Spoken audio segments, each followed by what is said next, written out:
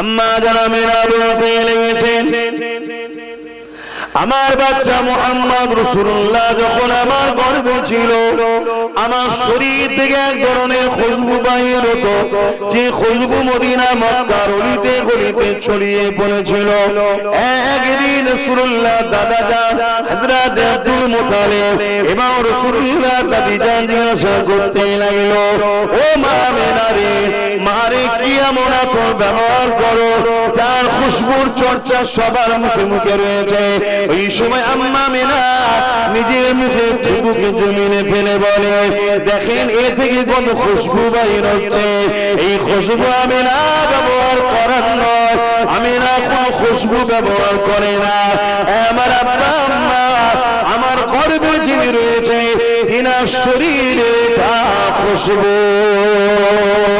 হাদিস পাকের মধ্যে রয়েছে, আল্লাহ নবী কোন রাস্তা দিয়ে যদি যেতে, ওই রাস্তা দিয়ে যদি মানুষ যেত, সবাই বুঝতে পেরে যেত এই রাস্তা দিয়ে মুহাম্মদ রাসূলুল্লাহ গেছে।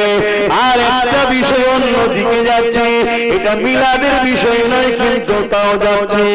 এমন করে আবু জেহেলের ছেলে ইকরামা আমার নবীকে একবার মহব্বতে জড়িয়ে ধরেছিল। ইকরামা কিন্তু তখন কলেমা পড়েনি, আবু জেহেলের দলে ছিল। এই জড়িয়ে ধরে ফেলার জন্য আবু জেহেল তাকে শাস্তি হিসাবে মৃত্যুদণ্ড দিয়েছিল, জঙ্গলে গিয়ে মেরে দিয়েছিল, জীব জন্তু পশু পাখি যাতে খোরাক বানিয়ে নেয়। কিন্তু ইকরামা দেখতে লেগেছে জঙ্গলের পশুগুলো এসে তাকে গোল করে ঘিরে রেখেছে, কেউ কিন্তু খাবার জন্য আগে আসছে না। ইকরামা তার ভাষায় বলতে লেগেছে, কেন তোমরা আমাকে খাচ্ছ না? আমার অপরাধ হলো আমার ভাই মুহাম্মদ রাসূলকে আমি দেখে জড়িয়ে ধরে ফেলেছিলাম, আমি তার উপরে কিন্তু ঈমান আনিনি। আমার বাপ এর আগে আমাকে মৃত্যুদণ্ড শাস্তি দিয়েছে, তোমাদের খোরাক বানিয়ে দিয়েছে, তোমরা আমাকে খেয়ে নাও। আল্লাহ পাকের ক্ষমতা আছে, যার ক্ষমতার কোনো তুলনা হয় না। আল্লাহু সাইয়্যুন কাদির। ওই পশুদের মধ্যে দেখে এক হিংস্র পশুর জবান খুলে গেল, মানুষের ন্যায় ভাষা বলতে লাগলো, ইকরামারে অবশ্যই তোমায় খেয়ে নিতা, কিন্তু তোমাকে আমরা খেতে পারবো না, কেননা তোমার শরীর থেকে আখিরি নবীর খুশবু পাওয়া যেতেছে। আরো জোরে বলুন সুবহান। এই যুবকেরা, ইকরামা ঈমান আনে আমার নবীকে জড়িয়ে যদি নবীর শরীরের খুশবু পাওয়ার জন্য জঙ্গলের পশুরা না খেয়ে থাকতে পারে, তাহলে আমাদের অন্তরে যদি মুহাম্মদ রাসূলের ভালোবাসা কলেমার যদি ঈমান নূর জ্বালাতে পারি, আল্লাহর জান্নাত আমাদের কেউ আল্লাহ পুরাতে পারবে না।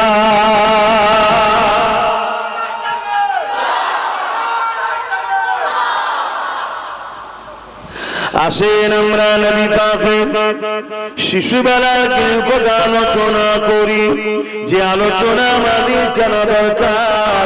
কেননা আমাদের মধ্যে অনেক ধারণা রয়েছে 40 বছর পর থেকে নবীকে মানব, তার আগে অংশটা আমরা নেব না। নাউযুবিল্লাহ। এই যুবকেরা, তরুণীরা, বাবেরা, এমন করে মুজিজা নবীদের দ্বারা ঘটে থাকে। মুজিজা কাদের দ্বারা হয়?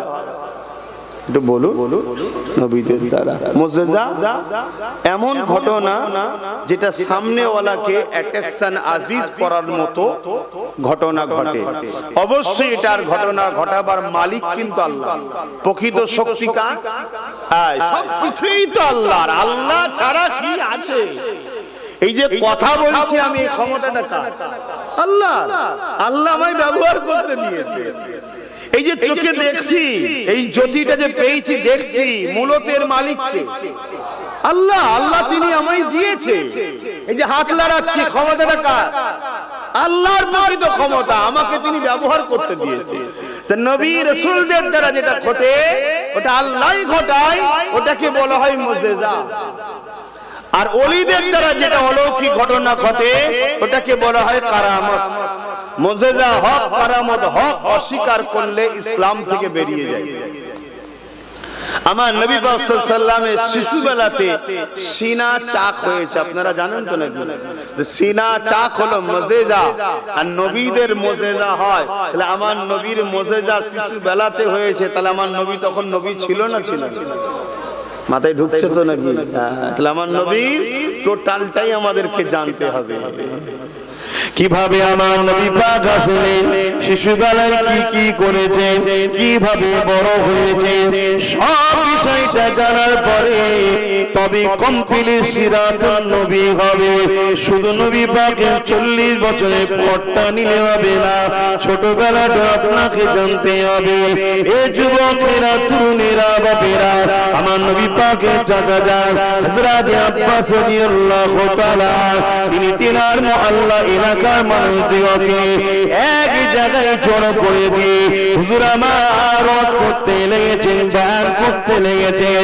বয়ানের বিষয়বস্তু ছিল মিলাদুন নবী, অর্থাৎ নবী পাকের আগমন বৃত্তান্ত আলোচনা, নবী পাকের পয়দাইশ বৃত্তান্ত আলোচনা, নবী পাকের শিশুবেলার জিন্দেগির আলোচনা। আল্লাহ নবী ওই রাস্তার পাশ দিয়ে যেতেছিলেন, নবী পাককে দেখে সাহাবা হুজুররা এবং প্রতিবেশী যিনারা ছিলেন তিনারা সবাই উঠে আল্লাহ নবীকে দাঁড়িয়ে সালাম দিতে লাগলেন। এই জন্য আমরা নবী পাককে যখন সালাম দিই, দাঁড়িয়ে সালাম দিই।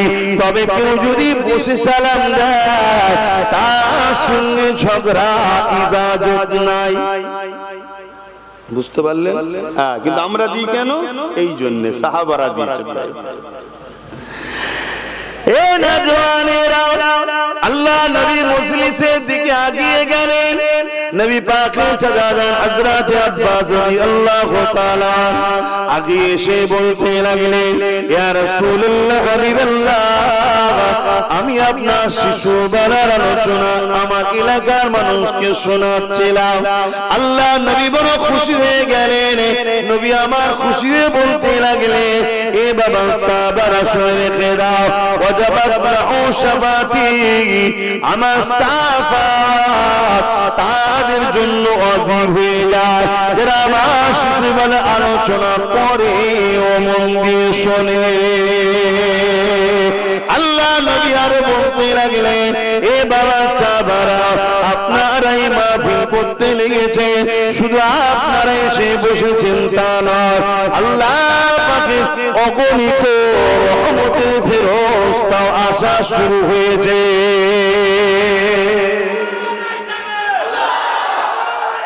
আল্লাহু আকবার। তাহলে যেখানে হুজুরের মিলাদের আলোচনা হয়, আগমন বৃত্তান্ত আলোচনা হয়, শিশুবেলার আলোচনা হয়, হুজুরের কওল সিদ্দিকে হযরতে আব্বাস রাদিয়াল্লাহু তাআলা আন থেকে রায়াত, সেখানে হুজুর রহমতের ফেরেশতাও হাজির হয়। সাহাবী জিজ্ঞেস করছেন, হুজুর শুধু এটা আমাদের মাহফিলে না অন্য কোন জায়গাতেও হবে? আল্লাহ নবী বললেন, দুনিয়ার যে কোনো জায়গায়, যে কোনো প্রান্তে কিয়ামত পর্যন্ত যারাই আমার মিলাদের মাহফিল করবে, মিলাদের আলোচনা করবে, মাহফিল বলতে আপনার ঘরেও হতে পারে, আপনারা স্বামী স্ত্রী বাচ্চা নিয়ে বসে নবীর ছোটবেলায় আলোচনা করছেন, ওটাও মিলাদের মাহফিল। আপনার মসজিদের ইমাম বাড়ির রবিউল আউয়ালের দিনে আপনাদের এবার আবার জুম্মা পড়েছে, একসাথে দুটো ঈদ, জুম্মাও ঈদ, রবিউল আউয়াল 12 তারিখ ওটাও ঈদ, দুই ঈদ একসাথে পড়েছে। ইমাম সাহেব যদি আলোচনা করে যে আমাদের নবী পাক সাল্লাল্লাহু আলাইহি ওয়াসাল্লাম আজকের দিনে 570 খ্রিস্টাব্দে প্রায় কম বেশি 1450-1500 বছর আগে এসেছিলেন, তিনি এসে এই কাজ করেছেন, তিনার ছোটবেলায় আগমনে এই ওয়াকিয়া ঘটেছে, ওটাও একটা মিলাদের মাহফিল। কথা বুঝে আসছে? প্রত্যেকটা জায়গাতেই আল্লাহর রহমতের ফেরেশতারা হাজির হবে, জোরে বলুন সুবহানাল্লাহ। এবং নবী বলছেন তাদের জন্য শাফাত আমার ওয়াজিব, জোরে বলুন সুবহানাল্লাহ। আমার যুবকদেরকে প্রশ্ন করছি, তোমার আমার জিন্দেগিতে তো বহুত ভুল আছে, তো এরকম একটা সুযোগ কেউ হাতছাড়া করি কেন আমরা? আর কিছু মানুষ ভাবতে পারে, যারা নামাজি মুসল্লি উলামা ভাইদের মধ্যে একটা অংশ ভাবতে পারে, প্যান্ট শার্ট পরা, দাড়ি জায়গা, আমাদের টুপি নেই, নামাজ পড়ে নেই, নবীর মিলাদ করেছে, নবী শাফাতে যাবে। আপনি কেন ভাবছেন না বিবে আজমির কথা? বিশ্ববিখ্যাত সুদ করছিল, জগৎ বিখ্যাত ওলি হয়েছে না হয়নি? বিশার হাবি বিশ্ববিখ্যাত মত করছিলেন, আল্লাহর ওলি জামানার জগৎ বিখ্যাত ওলি হয়েছে না হয়নি? কথা বলে যুগে যুগে এরকম বহুত পাপী ব্যক্তির করে আমার আল্লাহ তিনি পরিবর্তন করে জগৎ বিখ্যাত ওলি বানিয়েছে না বানাইলে? আজকের যে ছেলে প্যান্ট শার্ট পরছে, দাড়ি চাচ্ছে, বেনামাজি হতে পারে হুজুরের মুহাব্বতের বরকতে একদিন আল্লাহকে নামাজি, রোজাদার, দাড়িওয়ালা, টুপিওয়ালা, মুত্তাকি, পরেজগার আল্লাহ ওয়ালা করে কবরে নিতে পারে। জোরে বলুন সুবহানাল্লাহ। আপনি এত মাথা মারছেন কেন? আল্লাহর রহমত থেকে এত উদাস কেন? নবী বলেছেন যারা আমার মিলাদের মাহফিল করবে, মিলাদের মাহফিলকে ভালোবাসবে, আমার শিশুবেলার আলোচনার মাহফিল বানাবে, আমার শাফাআত তারা পাবে। জোরে বলুন সুবহানাল্লাহ। আপনি দেখছেন পাপী, আপনি দেখছেন দাড়ি নেই, নামাজ নেই, রোজা নেই। এমনও তো হতে পারে কিয়ামতের দিনে আযাব খাটার পরও হুজুরের শাফাআতের ওসিলায় একদল লোক জান্নাতে যাবে না যাবে না? সেই শাফাআতটাও তো পেতে পারে। এই মাহফিল গুলো হওয়া দরকার আছে না? আমাদের যুব সমাজের বসা দরকার আছে না? না। কিন্তু একদিকে আমরা দুনিয়ার লোভ লালসায় গান তামাশাতে হই হই করছি, অপর দিকে আবার আমাদেরকে মিলাদের মাহফিল বানানো থেকেও দূরে রাখার পরিকল্পনাও চলছে। কিছু কিছু আমার ভাই দাড়ি রেখে মাথায় টুপি দিয়ে মৌলানা সেজে এমনও কথা বলে ফেলছে, গায়ের ইসলামরা তারা তাদের ধর্মগুরুদের জন্ম দিবস পালন করে, ঠিক তেমন আমরাও নাকি নবী দিবস করি। আস্তাগফিরুল্লাহ, আস্তাগফিরুল্লাহ। নবীর শিশুবেলার আলোচনা, শুকরানা মাহফিল বানানো, এই আলোচনা তৈরি করা, এটা সাহাবা হুজুরদের সুন্নাত। জোরে বলুন সুবহানাল্লাহ। হাত্তাকে আমার নবী নিজের মিলাদে শুকরানায় নিজে দুম্বা জবাই করে সাহাবাদের খানা করে খাইয়েছে। জোরে বলুন সুবহানাল্লাহ। কথা বুঝছেন? কিছু আমার ভাইয়েরা বলে এটা আকিকা। আকিকা তো মিলাদের জন্যই হয়, মানে বাংলাতে জন্ম বলে। কথা বুঝে আসছে তো নাকি? হুজুর নিজে 40 বছর বড় বয়স হয়ে যাবার নবুয়তের ঘোষণার পর নবী আকিকা মানে কি বলে পশু জবাই করে, দুম্বা জবাই করে খাইয়েছে যে আমার মিলাদের খানা খাওয়ালাম। জোরে বলুন সুবহানাল্লাহ। এবং নবী পাক প্রতি সোমবার দিন রোজা রাখতেন এবং সাহাবাদেরকেও বলেছেন তোমরা রাখো, কারণ আমি নবী সোমবার দিন আগমন করেছি। জোরে বলুন সুবহানাল্লাহ।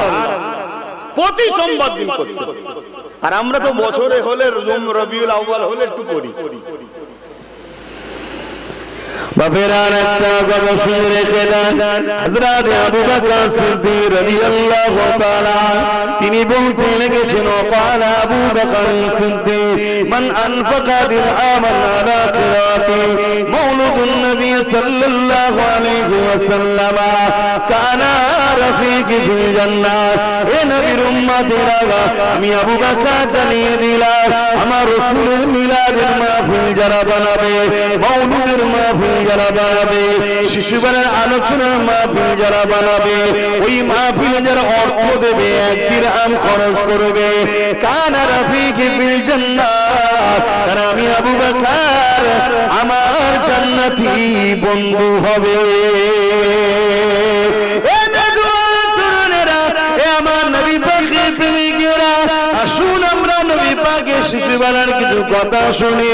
আম্মা জান আমিনা বলতে লেগেছে, আমার গর্ভে সন্তান হয়েছে, আমি আমিনা অবাক হতে লাগলাম। কেন দুনিয়া নারীদের গর্ভে সন্তান থাকলে ওই নারীদের পেটটা একটু বড় হয়ে যায়, কিন্তু আমি আমিনা আমার কখনো পেট বড় হয়নি।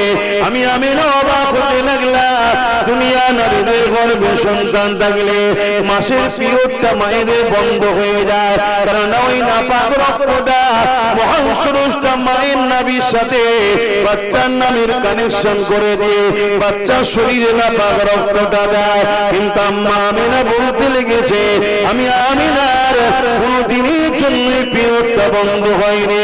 আমার রাসূলুল্লাহ ফুপি বলতে লেগেছে, আমার নবী পাকের ফুপুজান বলতে লেগেছে, যখন মুহাম্মদ রাসূল দুনিয়া আগমন করলো, আমি খবর পেয়ে দেখতে গেলাম, আমি 6টা আশ্চর্য জিনিস দেখেছি। তার মধ্যে একটা আশ্চর্য জিনিস হলো, প্রতিটা বাচ্চার সঙ্গে মায়ের নাভির কানেকশন থাকে। এটা ডাক্তার কেটে দিয়ে ওইটাকে গেট বেঁধে দেয়, কিন্তু আমার আমার বাচ্চা মুহাম্মদ রাসূল যখন এলো, মায়ের সঙ্গে নাভির কোনো কানেকশন ছিল না। কেননা আমার নবী নূর, নূরের জন্য ওটার প্রয়োজন ছিল না।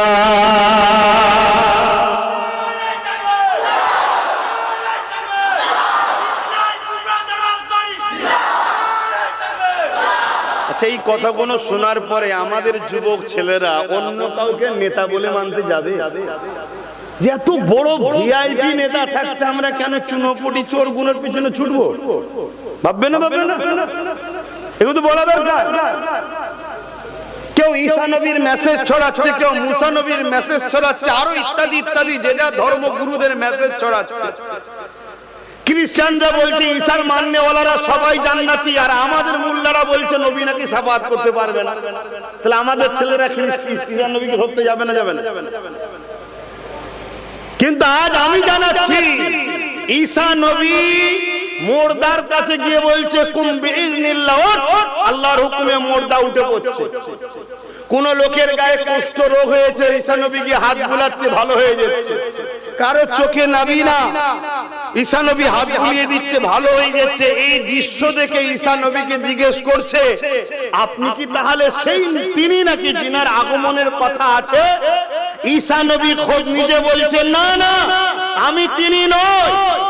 তিনি আসতেন যেমন একটা বাদশাহ আসার আগে, তার আগে একজন উজির বা প্রধান সেনা প্রধান ঘোষণা দিতে থাকে, সাবধান হও, সতর্ক হও, আদবের সাথে দাঁড়াও, সুলতান আসছে। আমি হলাম তিনার প্রধান উজির মতো। জোরে বলুন সুবহানাল্লাহ, আরো জোরে বলুন সুবহানাল্লাহ। তাহলে আমার নবীর শান কত! ঈসা নবীর মতো নবী বলছে মুহাম্মদ রাসূল সাল্লাল্লাহু আলাইহি ওয়াসাল্লামের উজিরের মতো। হযরত ইহিয়া আলাইহিস সালাম বলছে, যিনি আসছে, আমি এই একটা নবী হয়ে বলছি, তিনার পায়ের জুতার ফেটে বেঁধে দিবার উপযুক্ত আমি নই। আমার নবীকে চিনতে পারছেন? আমার ছেলেরা জানে, আমাদের যুবকদের ঘরে শোনানো হয় নবীর কথা, হয় না? এই করলে এত স্বভাব, ওই করলে অত স্বভাব, এই করলে এত ফাজাইল, ওই করলে এত ফাজাইল। স্বভাবটা নিয়ে যাবি কোথায় যদি পাত্র না থাকে? হুজুর হলেন ইমানের পাত্র, সেই পাত্রে তোমাকে নামাজ, রোজা, দাড়ি, টুপি সব রাখতে হবে। ব্যাগ ভর্তি করে যেমন বাইরে থেকে এলে তোমার সবাই খুশি হবে, দুনিয়াবি জমিন থেকে যখন যাবে পরকালে ব্যাগ ভর্তি করে নিয়ে যেতে হবে নামাজ, রোজা, হজ, যাকাত, দাড়ি, টুপির আমলে। কিন্তু এই ব্যাগটা কই? কথা কিছু বুঝতে পারছেন? আমার হুজুরকে আগে চেনে। আম্মা জানামিনা বলতে লেগেছে, এক তারিখে আমি দুপুরের সময় এমন করে আমি একটু আরামে রেস্টে ছিলাম, হঠাৎ করে আমি খবের মধ্যে দেখতে লাগলাম আমার ঘরে যেন একটা যুবক ছেলে প্রবেশ করেছে। আমি না ওই খবটা দেখে বড় ঘাবড়ে গেলাম, চোখটা আমার খুলে গেল। আমি যাকে খবে দেখছিলাম তাকে খবটা খুলে দেখলাম। আমি না ঘাবড়ানো দেখে ওই যুবক আমাকে মা বলে ডাক দিয়ে বলল, ও মা আমিনা, আপনি ঘাবড়াবেন না মা, আমি দুনিয়ার কোন যুবক নয়, পুরুষ নয়, আমি হলো আল্লাহ পাকের ফেরেশতা হযরত জিবরাইল। এ মা আমিনা, খুশির খবর নিয়ে এসেছি আপনার কাছে। ওই খুশির খবর হলো আপনার গর্ভে যিনি রয়েছে উনি যেন কোনোভাবে কষ্ট না পায়, কারণ আল্লাহ যিনাকে নিজের বন্ধুর হাবিবুল্লাহ বলেছে।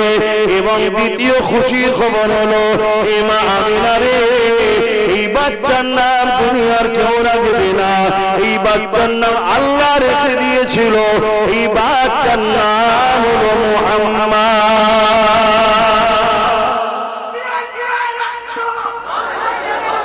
স্লোগান মাহফিলে দেবে না, মানা করে দিলাম। আমার হুজুরের মাহফিল, হুজুরের স্লোগান দাও। আমরা মুজাদ্দেদ জামানের অনুসরণ করি, তিনার উসিলায় আমরা পূর্ব ভারতের মানুষ দিন পেয়েছি, তিনার স্লোগান দাও। আমি তো ঠিকভাবে হুজুরের নকারি চাকরি কি বলে গোলামি করতে পারছি কিনা আমি ঠিক জানি না। দরুদ শরীফ আল্লাহুম্মা সাল্লি আলা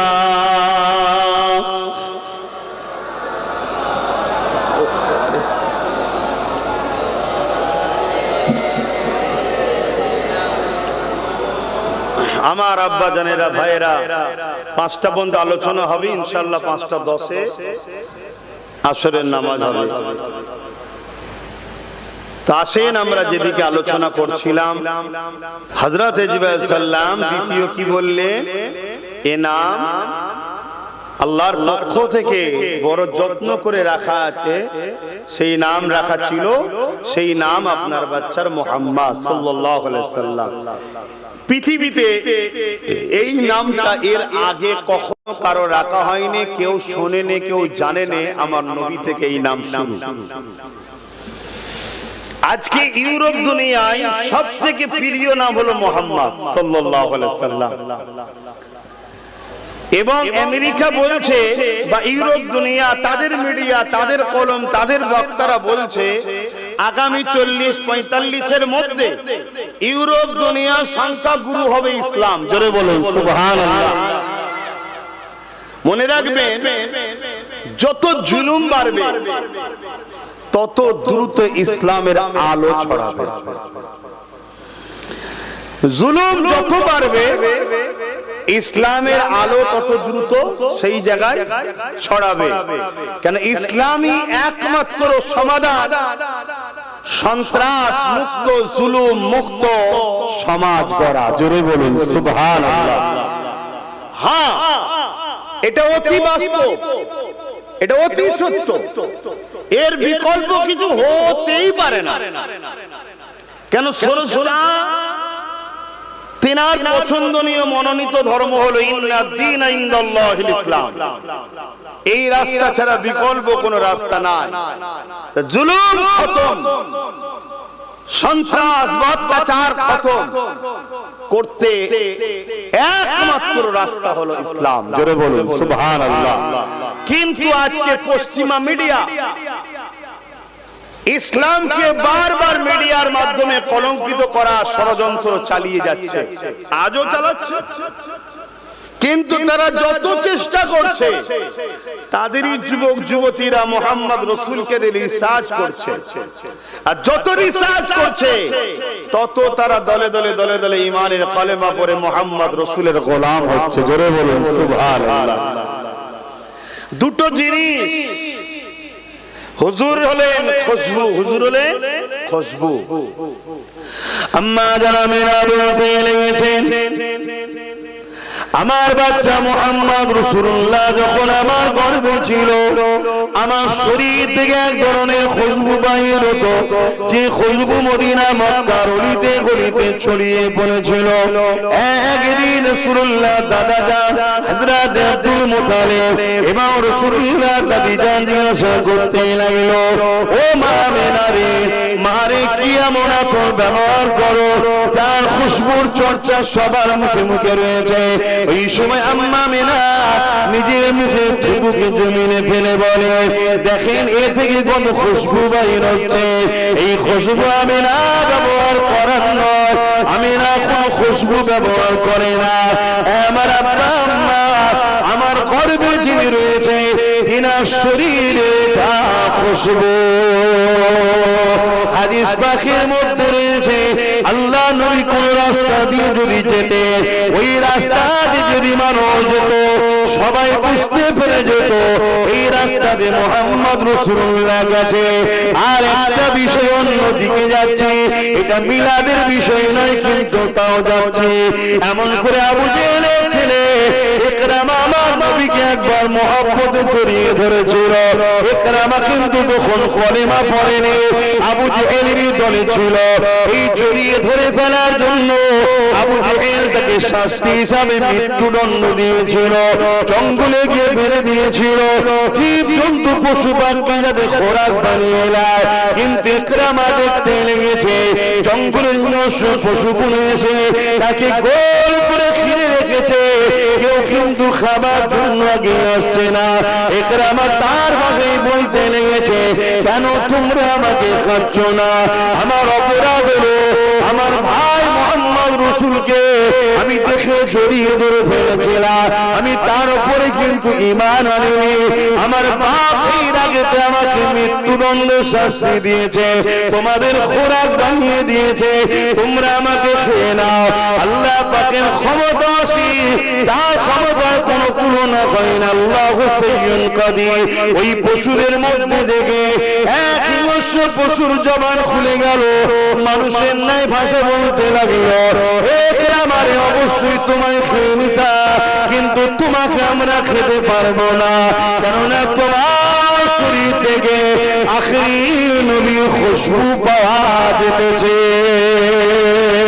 আরো জোরে বলুন সুবহান। এই যুবকেরা, ইকরামা ঈমান আনে আমার নবীকে জড়িয়ে যদি নবীর শরীরের খুশবু পাওয়ার জন্য জঙ্গলের পশুরা না খেয়ে থাকতে পারে, তাহলে আমাদের অন্তরে যদি মুহাম্মদ রাসূলের ভালোবাসা কলেমার যদি ঈমান নূর জ্বালাতে পারি, আল্লাহর জান্নাত আমাদের কেউ আল্লাহ পুরাতে পারবে না।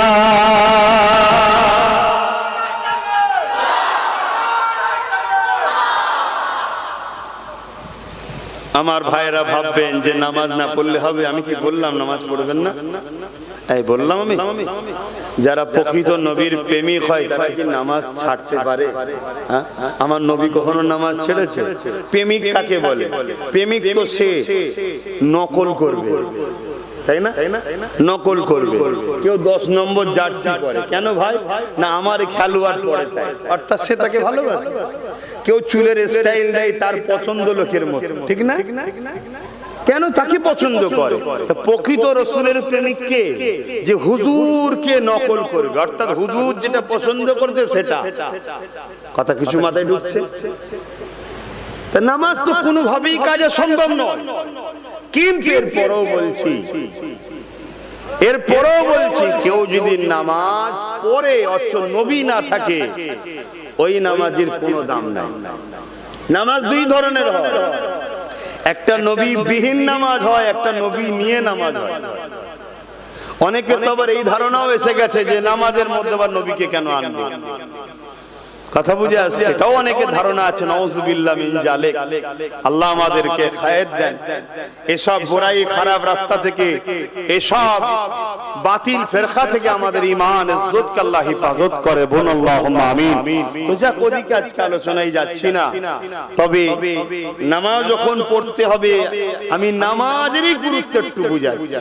নামাজই তো আমার নবীর গুরুত্ব বুঝিয়েছে, নামাজই আমার নবীর গুরুত্ব আমাদেরকে বুঝিয়েছে। জোরে বলুন সুবহানাল্লাহ।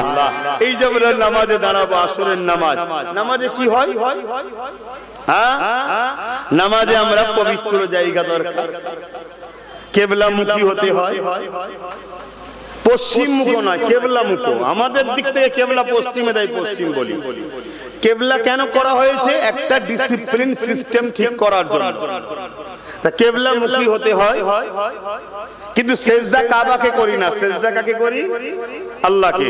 কাবাটা হলো দিক, লক্ষ্য, যাতে করে এক মসজিদে 4 দিক না হয়ে যায়, 5 দিক না হয়ে যায়, একটা দিক যেন হয়।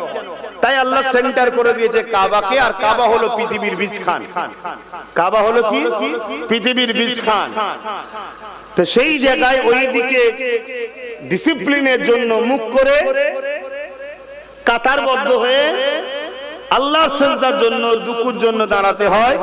সূরা ফাতিহা পড়তে হয়, সূরা মিলাতে হয়, রুকুতে যেতে হয়, রুকুতে তাসবিহ করতে হয়, সুবহান রাব্বিল আযীম 3 বার, সবথেকে কম, বেশি পড়তে পারে। সিজদায় যেতে হয়, সুবহান রাব্বিল আলা 3 বার তাসবিহ পড়তেই হবে, বেশি পড়তে পারে। তারপরে আবার কিয়ামে, আবার সূরা ফাতিহা, আবার সূরা মিলালেন, আবার যদি 2 রাকাত নামাজ হয় তাহলে বৈঠকে বসে গিয়ে সালাম করে উঠে যাবেন, সালাম ফিরবেন। কিন্তু আমি আসরের নামাজ দেই বলছি, আবার দাঁড়াতে হবে, আবার সূরা ফাতিহা, আবার রুকু, আবার সিজদা, আবার দাঁড়াবেন, আবার সূরা ফাতিহা, আবার রুকু, আবার সিজদা, 4 রাকাত নামাজ কমপ্লিট। বৈঠকে বসেছেন, কার জন্য নামাজ পড়লেন? জোরে বলুন। কেরাত পড়লেন কার জন্য? কেরাত মিলালেন কার জন্য? একটু সারা দেন না। আল্লাহ বললেও তো 40টা নেকি, কেন বলতে চাইছেন না? কত খারাপ হয়ে গেছি আমরা। রুকু দিলেন কার জন্য? তাসবিহ কার, সিজদা কার, তাসবিহ কার, কিয়াম কার, সব আল্লাহ।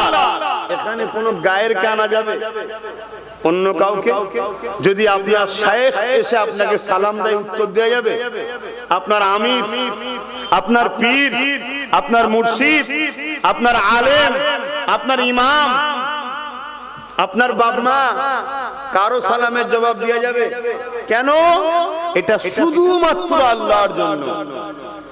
কিন্তু আমার আল্লাহ ওই নামাজ 4 রাকাত বসে রয়েছেন, মনের মধ্যে আমাদের হচ্ছে রুকু দিলাম, সিজদা দিলাম, কিরাত করলাম, কারবার ছেড়ে এলাম, সবকিছু ছেড়ে এলাম, মালিক কবুল হলো কি জানি না, আপনি দয়াময়, দয়া করে কবুল করে নেন। এই আশা সবার থাকে না? থাকে না?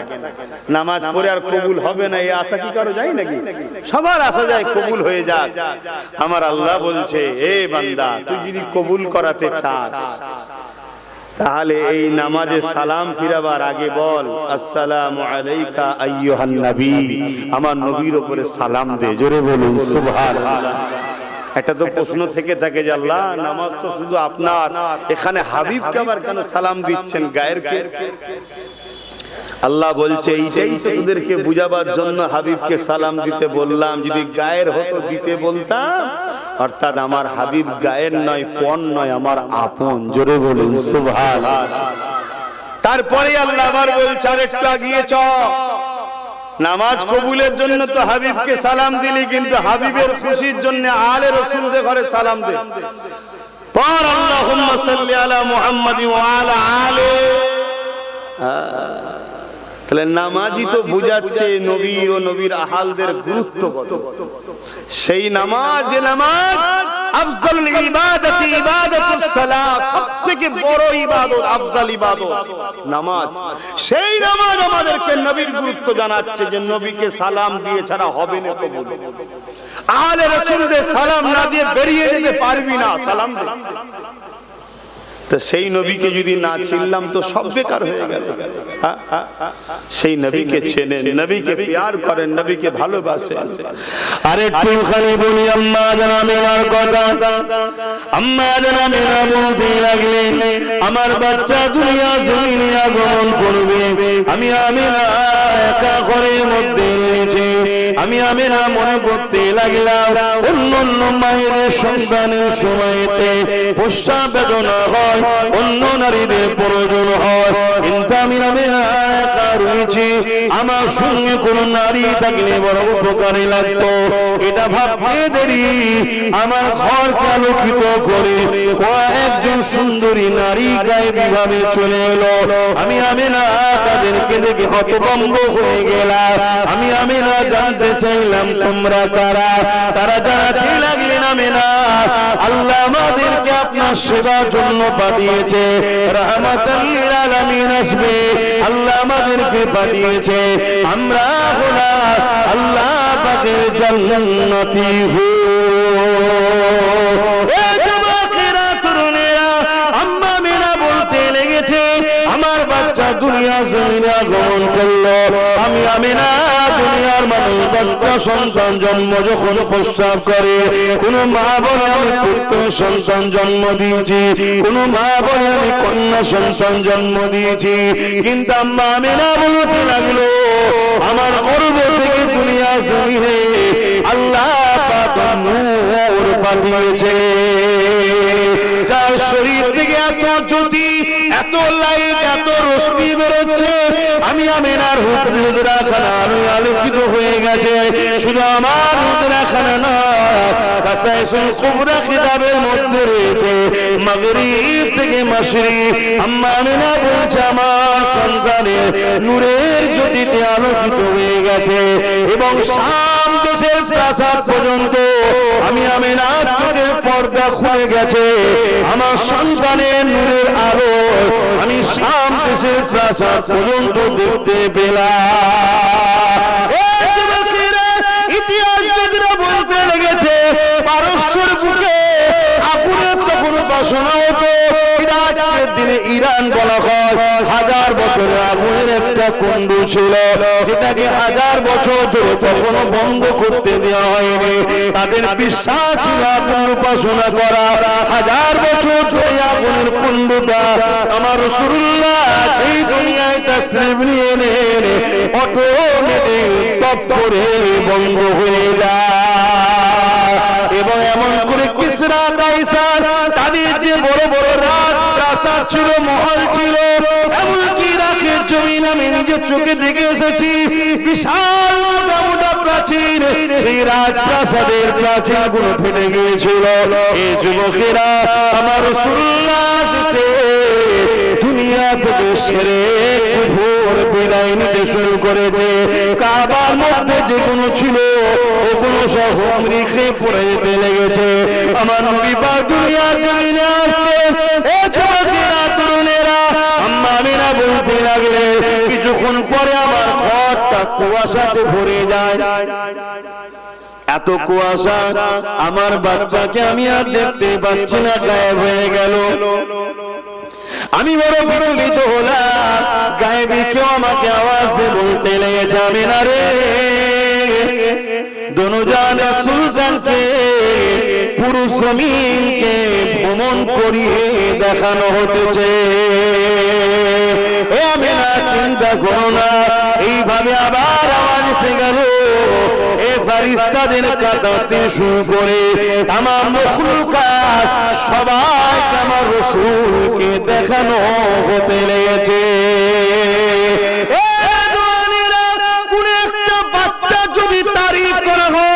তোমার বাচ্চার চোখটা সুন্দর, তোমার বাচ্চার চুলটা সুন্দর, তোমার বাচ্চার হাতটা সুন্দর, ওই বাপ মা কত খুশি হয়ে যায়। অথচ বাপ মা বানাইনি, তাহলে বানিয়েছে ততক্ষণে কত খুশি হয়ে যায়।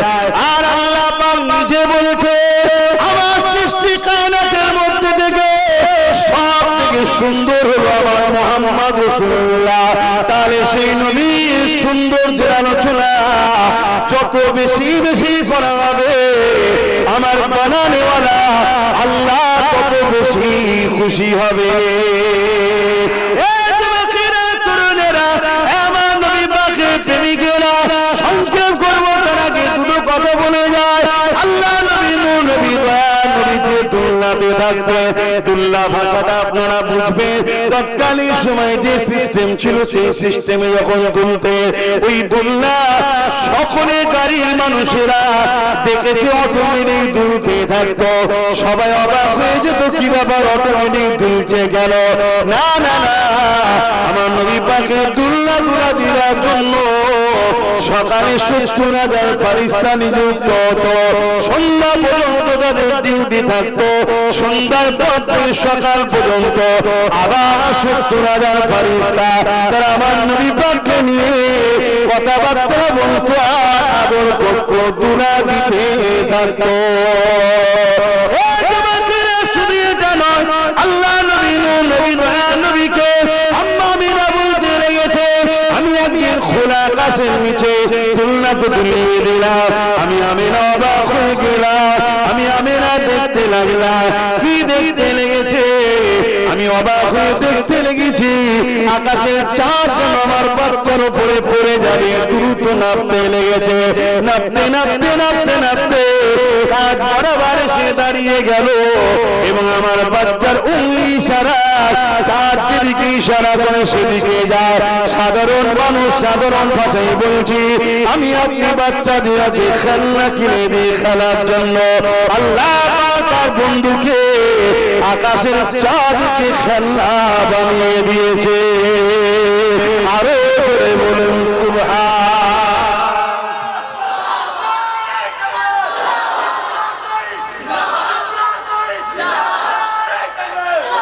কিছু কিছু কথা এই দুনিয়ার বিজ্ঞানের সঙ্গে মিলালে আপনার ব্রেনে ঢুকবে না। কেন? দুনিয়ার বিজ্ঞানের বয়স 150 বছর। কত বছর? 150 বছর। এরা এখনো প্রথম আসমানের উপরে কি আছে জানে না, আর আমরা সাতবক আসমানের উপরে কি আছে জানি। এই জানেন না? জানেন? বলেন, সাতবক আসমানের উপরে কি আছে? আল্লাহর আরশ আছে। বলুন কি আছে? আরশ আছে, সিদরাতুল মুনতাহা আছে, তফকার পর তফকা আছে, তাই তো নাকি? আমরা জানি, কিন্তু বর্তমান পৃথিবীর সবথেকে বড় বিজ্ঞানীকে নিয়ে আসো, সাতম আসমানের উপর তো দূরের কথা, প্রথম আসমানের উপরে কি আছে বলবে জানি না। কথা কিছু মাথায় ঢুকছে তো নাকি?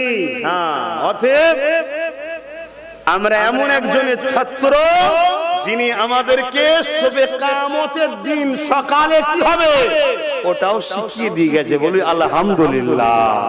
দুঃখের বিষয়, আমরা সেই হাস্তিকে ছেড়ে দিয়ে সেই বিজ্ঞানীকে, সেই আমার রাসূল তো সর্বদিক দিয়ে সর্বকালে সর্বশ্রেষ্ঠ, সে পৃথিবীর সর্বকালে সর্বশ্রেষ্ঠ বিজ্ঞানী আমার রাসূল। কথা বুঝে আসছে না? নাই পৃথিবীর যেদিকেই তাকাবেন, যদি রাজনীতিতে যান, পৃথিবীর সর্বকালে সর্বশ্রেষ্ঠ রাজনীতির রাষ্ট্রনায়ক মুহাম্মদ রাসূল। জোরে বলেন সুবহানাল্লাহ। আপনি যেদিকেই যাবেন আমার নবীর জোড়া নাই, জোড়া নাই, জোড়া নাই। আল্লাহ যেমন নিজের জোড়া নাই, তার বন্ধুকেও বানিয়েছে, তারও কোনো মেশাল জোড়া রাখেনি। জোরে বলেন সুবহানাল্লাহ। তাই কিছু কিছু কথা এই 150 বছরের বিজ্ঞানকে দেখে অজ্ঞান হয়ে যাবেন না, জানো? কেন? মায়ের পেটে সন্তান কিভাবে হয় এই বিজ্ঞান জানতো না, এটা আমার নবী জানিয়েছে। শুনছেন তো নাকি? এই পৃথিবীকে এলেমের দরজা আমার নবী খুলে দিয়েছে। মাটির তলায় তেল আছে, সোনা দানা আছে, এগুলো পৃথিবী জানতো না, আমার নবী এলেমের দরজা খুলে দিয়েছে। আমার নবীর হাদিস বলছে যে আগামী দিন আমরা এই যে উপরে উঠছি ফ্লাইট, প্লেনে, এসব আমার নবী জানিয়েছে। একটা সময় আমার উম্মত মোটর গাড়ি চাপবে, সেটাও নবী বলে গেছে। সব আমার নবীর এলেমের দরজা খুলেছে। আমার নবী জন্য আল্লাহ আকাশে চাঁদকে খেলনা বানিয়েছে। চাঁদটা যিনি বানিয়েছে তিনি চাঁদকে সীমাটতে পারে, ছোট করতে পারে, ক্ষমতা তিনার আছে না? না। হ্যাঁ, একটা তারা আর একটা জায়গায় সরে গেলে পৃথিবীর বিজ্ঞান বলছে পৃথিবী ধ্বংস হয়ে যাবে, টলমল হবে, ভূমিকম্প হবে। কিন্তু আমার আম্মা আমিনা বলছে সব আকাশের তারাগুলো যেদিন আমার মুহাম্মদ রাসূল আসছে, আমার বাড়ির ছাদের উপরে নেমে গেছে। যেমন আমরা কুমকুমে লাইট জ্বালাই, আম্মা আমিনার বাড়িতে আল্লাহ হাবিব আসবে, তাই তারা না দিয়ে সাজিয়েছে। জোরে বলেন সুবহানাল্লাহ। এটা তিনার জন্য ক্ষমতা, তিনি তারাকে সৃষ্টি করেছে, তিনার জন্য কোনো ব্যাপারই নয়। কিন্তু তুমি আমি বিজ্ঞানের দিকে যদি তাকাই, বিজ্ঞান বলবে একটা তারা সরে গেলে ভূমিকম্প হয়ে যাবে, পৃথিবী ধ্বংস হয়ে যাবে, এই হবে, হ্যাঁ হবে, তা না। এটা তোমার আমার ক্ষেত্রের জন্য হয়, অবশ্যই স্রষ্টাই হুকুম করে রেখেছে। কিন্তু তিনি যখন চাইবে যে তারা যা আর বাকি যে যেখানে আছে সেখানেই থাক, এ ক্ষমতা স্রষ্টার আছে না নাই? চিৎকার যেমন আছে না না? তিনাকে তো শুধু দুটো কথা বলতে হয়, কাফ আর নুন, কুন, তার মানে হো যা, ফায়াকুন, হয়ে যায়, যেটা বলেন সেটা। কথা কিছু বুঝতে পারছেন? তবেই তো তিনি স্রষ্টা, এটাই তো তিনার ক্ষমতা। তো সময় কমায় একটা কথা বলে যায়, তৎকালীন কথা অনুযায়ী ভাষা ঠিক রাখার জন্য সন্তান হলে মক্কা ছিল শহর। যেমন আমাদের বুঝাবার জন্য বলছি, আমাদের শহর হলো কলিকাতা। কলিকাতায় কি এক ভাষা পাওয়া যায় না? হাজার ভাষা। তা হাজার ভাষা যখন হয়, সেখানে সবার ভাষাটাও খিচুড়ি হয় না? হয় না? কি খিচুড়ি হয় না? হয় না? তা মায়েরা বাচ্চার ভাষাকে নিজের মাতৃভূমির ভাষা ঠিক রাখার জন্য আঞ্চলিক এলাকায় পাঠিয়ে দিত, গ্রাম্য এলাকায়। গ্রাম্য এলাকায় এক ভাষা পাওয়া যায়, যাতে ভাষাটা ঠিক থাকে। কথা বুঝে আসছে? আরো বাকি হিকমত আল্লাহ ভালো জানে। তা দুধমা হালিমা হুজুর আমার নবীকে নিয়ে যেত, সবই তো আপনারা জানেন রে বাবা। আমি একটা পয়েন্টের কথা বলতে যাচ্ছি। দুধমা হালিমা হুজুর আমার রাসূলুল্লাহকে নিয়ে যাচ্ছে। তা যাবার সময় ভাবছে কাবায় যখন মক্কায় যখন এসেছে একবার কাবাটা তওয়াফ করে যায়, আর আমার রাসূল কোথায়? দুধমা হালিমা হুজুরের কোলে। কাবা শরীফটা তওয়াফ করতে লেগেছে। হাজারে আসওয়াদের কাছে যখন গেল, দুধমা হালিমা বলতে লেগেছে এই জান্নাতি পাথরটা নিয়ামতপূর্ণ পাথর, এই জান্নাতি পাথর, এই পাথরটা মুহাম্মদ রাসূলকে একবার, তিনি তো শুধু জানে মুহাম্মদ ইনি যে আখেরি নবী হবে, দুধমা হালিমা তখন জানে না। একেবারে নিয়ামতপূর্ণ পাথরটা চুমা দিয়াই বুসা দিয়াই এই ইরাদা যখন করেছে আম্মা হালিমা বলতে লেগেছে আমি অবাক হয়ে গেলাম, বাচ্চাকে এবারে নিয়ে যাবো পাথরের দিকে, আমি দেখে অবাক হয়ে গেলাম ওই পাথরটা শূন্যে ভেসে যেমন লোহা চুম্বকের কাছে ছোটে আমার মুহাম্মদ রাসূলের ঠোঁটে লেগে যায়। আরো করে বলুন সুবহান আল্লাহ আল্লাহু আকবার। আমি যে কথাগুলো বলছি এটা ইতিহাস, এগুলো কি ইতিহাস, আর এগুলো বহু ভাষাতে লিখা। আমার নবীর শান মর্যাদা আল্লাহ এত দিচ্ছে। আরো অনেক কে আছে। দুধমা হালিমা হুজুরের বকরি দুম্বা ছিল সব দুর্বল, বাটের দুধ ছিল না, গরিব মানুষ। আমার নবী যাওয়া সাথে সব পরিপূর্ণ হয়ে যাচ্ছে। হুজুরের বাড়িতে একটা কুয়া ছিল, পানি ছিল না। আমার দুধমা হালিমা বলছে আমি মুহাম্মদ রাসূলকে যখন নিয়ে ঢুকলাম দেখলাম আমার কুয়ার পানি পুরো কানা বরাবর হয়ে গেছে। আর আরো অবাক হয়ে গেলাম আমি যখন উটের পিঠে মক্কা থেকে রওনা দিলাম, প্রতিটা জায়গায় যাচ্ছি গাছ যখন আসছে দেখি সালাম দিচ্ছে, আমি বড় ঘাবড়ে যেতে লাগছি এগুলো কি ঘটছে। পাহাড় থেকে সালাম আসছে, আসসালাতু ওয়াসসালামু আলাইকা রাসূলুল্লাহ, আসসালাতু ওয়াসসালামু আলাইকা হাবিবাল্লাহ। আমি তখনও বুঝতে পারিনি আমি যাকে কোলে নিয়েছি এটা দোনো জাহানের বাদশা। জোরে বলুন সুবহানাল্লাহ। হাদিস পাকের মধ্যে আছে আমার নবীর সাহাবারা যখন নবী পাক সাল্লাল্লাহু আলাইহি ওয়াসাল্লামের সাথে যেতেন, এটা তো শিশুবেলার কথা দুধমা হালিমা বলছে। এবার হাদিস পাকের মধ্যে আছে আমার নবী পাক সাল্লাল্লাহু আলাইহি ওয়াসাল্লামের সাহাবারা যখন নবী পাকের সাথে কোনো সফরে যেতেন, রাস্তার পাথর, রাস্তার গাছ, পাহাড় সব আমার নবীকে সালাম দিতেন। জোরে বলুন সুবহানাল্লাহ। একদিন এক ইহুদি ঘরের ছেলে এসেছে, একটা ইহুদি ধর্মের লোক এসেছে আমার নবীর কাছে, এসে বলছে মুহাম্মদ সাল্লাল্লাহু আলাইহি ওয়াসাল্লাম তুমি কিছু নবী যে কিছু দেখাও, মুজিজা কিছু দেখাও। আল্লাহ নবী বললেন কি দেখতে চাও? বলে ওই গাছগুলোকে সব তোমার কাছে নাকি ডাকলে নাকি চলে আসে, তা দেখাও। আল্লাহ নবী বললেন যাও ওই গাছের কাছে যে বলো মুহাম্মদ সাল্লাল্লাহু আলাইহি ওয়াসাল্লাম তোমায় ডেকেছে। ওই লোকটাকে বলছে যাও যে বলো মুহাম্মদ সাল্লাল্লাহু আলাইহি ওয়াসাল্লাম তোমায় ডেকে। খুব ভালো করে শুনবেন, মুহাম্মদ সাল্লাল্লাহু আলাইহি ওয়াসাল্লাম তোমায় ডেকেছে। ওই ইহুদি সে মুসলমান, ইসলামের নয়, অমুসলিম। সে গিয়ে গাছকে বলছে গাছ মুহাম্মদ সাল্লাল্লাহু আলাইহি ওয়াসাল্লাম তোমাকে ডেকেছে।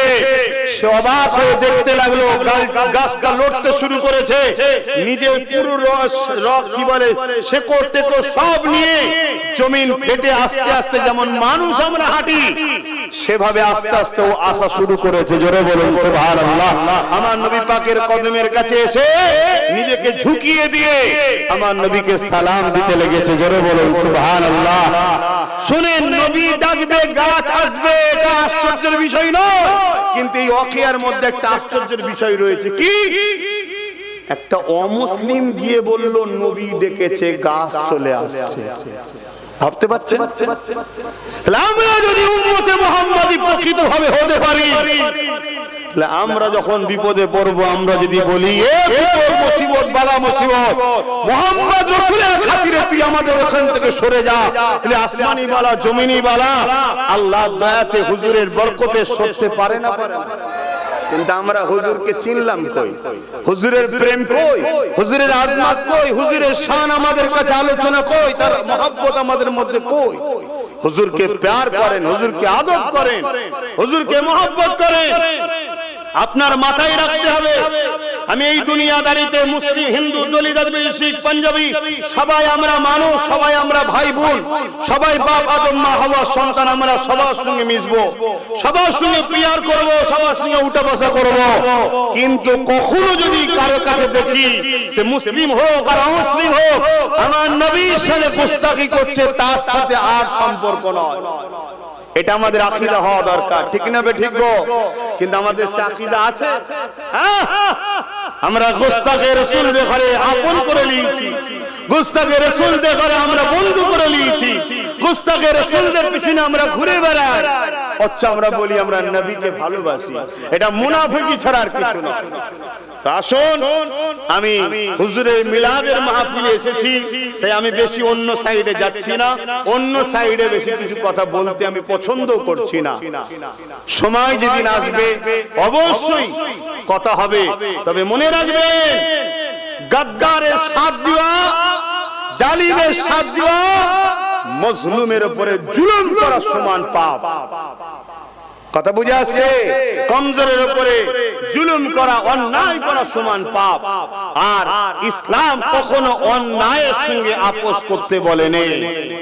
অন্যায় যদি সেটা তোমার ভাইও হয়, তার সাথেও তোমাকে আপোষ করা যাবে না। অন্যায় অন্যায়।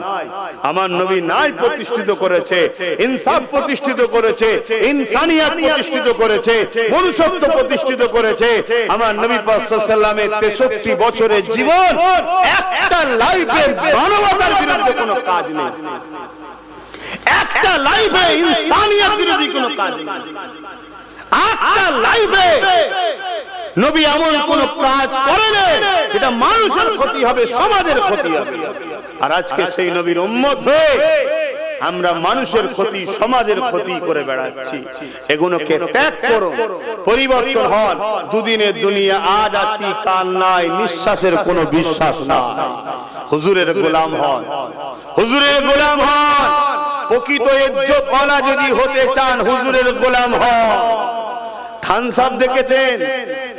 এখন তো ক্যাম্পা, যারই নাম থামস আপ তারই নাম ক্যাম্পা। এই বেটারা সব ভেতরে ভেতরে আতাতে আছে, দেখছে যে আমাকে লিখছে না, বন্ধু তোর জামাটা পরে নেবে পর।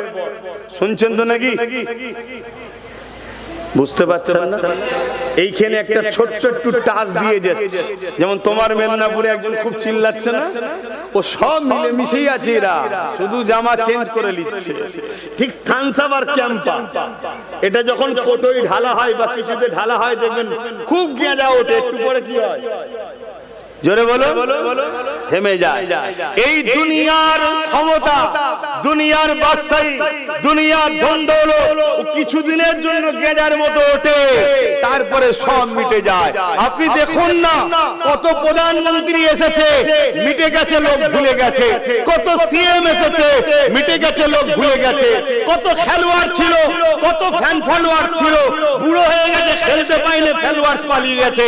কত হিরো, নায়ক, নায়িকা দুর্বল হয়ে গেছে, ভালো শুটিং করতে পারছে না, তার ফ্যান ফলোয়ার্স পালিয়ে যাচ্ছে। কিন্তু একটা জায়গা আমি আপনাকে দেখাবো, যেখানে যত বুড়ো হবে, যত দিন বাড়বে, তার ইজ্জত বাড়বে। সেই জায়গাটা হলো মুহাম্মদ রাসূলের গোলামীর জায়গা। জোরে বলুন সুবহানাল্লাহ। মুহাম্মদ রাসূলের গোলাম যত পুরাতন হয়, তত তার দাম বাড়ে।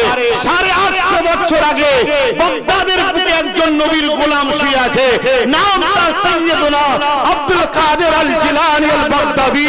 পুরো পৃথিবীর আব্বাস সিদ্দিকীকে এক পাল্লায় দাঁড় করাও, পুরো পৃথিবীর মানুষকে এক পাল্লায় দাঁড় করাও, আর আমার গোশ পাককে এক পাল্লায় দাঁড় করাও। গোশ পাকের যে শান, মর্যাদা, ফ্যান ফলোয়ার, তার আজকের দিনে এখনো বেশি। জোরে বলুন সুবহানাল্লাহ। চলে আসে আমার হিন্দুস্তানে, 800 বছর আগে চলে গেছে হযরত গরিবে নওয়াজ খাজা মঈনুদ্দিন আজমিরি। আমার দেশের প্রধানমন্ত্রীকেও চাদর কাটাতে হচ্ছে, আর আমার রাজ্যের সিএম কেও সেখানে গিয়ে ধন্না দিতে হচ্ছে। বাবা 50 আমাকে দেখি, কেন তিনি মুহাম্মদ রাসূলের গোলাম ছিল। এই উম্মতে মুহাম্মাদি, এদের পিছনে ছুটে লাভ নাই। যদি প্রকৃত কামিয়াবি হতে চাও, মুহাম্মদ রাসূলের গোলাম হও। জোরে বলুন সুবহানাল্লাহ, আরো জোরে বলুন সুবহানাল্লাহ। আর মুহাম্মদ রাসূলের গোলাম কখনো জালিম হতে পারে না, আর জালিমদের সঙ্গে দলও করতে পারে না। মুহাম্মদ রাসূলের গোলাম কখনো চোর হতে পারে না, আর চোরদের সঙ্গে দল করতে পারে না। মুহাম্মদ রাসূলের গোলাম কখনো অত্যাচারী হতে পারে না, অত্যাচারীদের সঙ্গে দল করতেও পারে না। মুহাম্মদ রাসূলের গোলাম কখনো হারাম বা ভিক্ষা লাই না, আর ভিক্ষা যারা দেয় তাদেরকে তাবেদারিও করতে পারে না। মুহাম্মদ রাসূলের গোলাম হাত যদি উঠায় এক জায়গাতেই পায়, সেটা আল্লাহর কাছে হাত পাতে। জোরে বলুন সুবহানাল্লাহ। আদর্শ এটা হওয়া দরকার।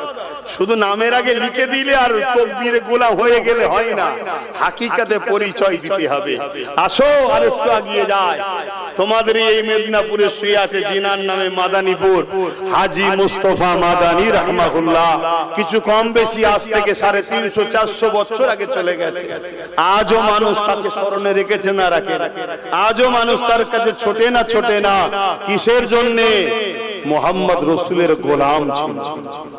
গোলামের মাকাম বেড়ে যায়, গোলাম যত বুড়ো হয় দাম তত বাড়ে। বাকি সব জায়গায় দিন যত যায় রিজেক্ট হয়ে যায়, রিজেক্ট। খেয়াল করে দেখো, খেয়াল করে দেখো, আমি ভুল বলছি তোমাদের?